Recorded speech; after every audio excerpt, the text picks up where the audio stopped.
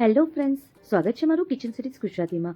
જ્યારે બી તમને શાક રોટલી ખાવાની ઈચ્છા ના થાય અને કંઈક હલકું ફુલકું ખાવાની ઈચ્છા થાય તો ભાતની જોડે આ રાજસ્થાનની પકોડા કઢી એકવાર જરૂરથી ટ્રાય કરજો. જ્યારે બી આપણે કઢી બનાવવાનું હોય ને ત્યારે આપણે ખાટા દહીંનો જ ઉપયોગ કરવાનો. એનાથી કઢી બહુ જ સરસ બને છે.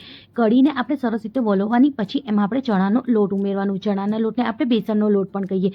બેસનના લોટ ઉમેર્યા પછી પણ સરસ રીતે એને વલોવી દેવાનું. પછી એમાં આપણે પાણી ઉમેરવાનું છે.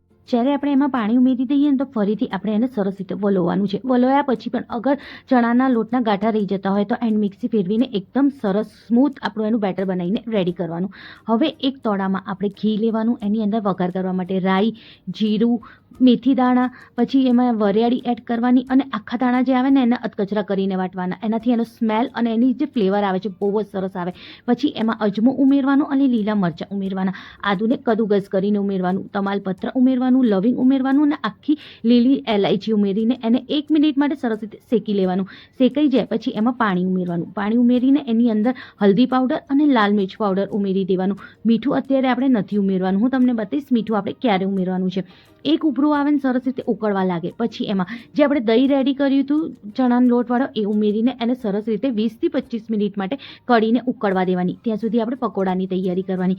એના માટે એક વાટકામાં આપણે બેસનનો લોટ લેવાનો. એમાં હલ્દી પાવડર, લાલ મિર્ચ પાવડર, થોડી હિંગ ઉમેરવાની, લીલા મરચાં ઉમેરવાનો, અજમો ઉમેરવાનો અને થોડીક જ આપણે એમાં ખાવાનું સોડા ઉમેરીને બધાને સરસ રીતે મિક્સ કરી દેવાનું. મીઠું હું આમાં ભૂલી ગઈ હતી તો મેં પાછળથી એડ કર્યું છે, એનો પણ વિડીયો આગળ છે.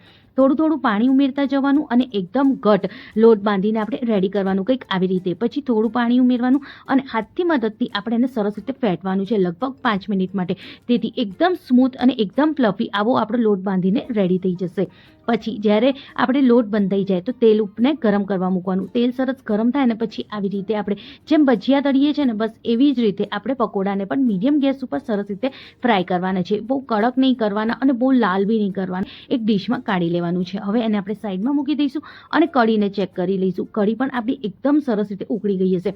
કઢી ઉકળી જાય અને લાગે કે ઘટ થઈ ગઈ છે પછી એમાં મીઠું ઉમેરવાનું અને મીઠું ઉમેર્યા પછી 2 મિનિટ માટે એને સરસ રીતે ઉકળવા દેવાની. પછી ગેસની ફ્લેમ બંધ કર્યા પછી આપણે એની અંદર પકોડા ઉમેરવાના છે અને સરસ રીતે કઢીની જોડે મિક્સ કરી દેવાનું.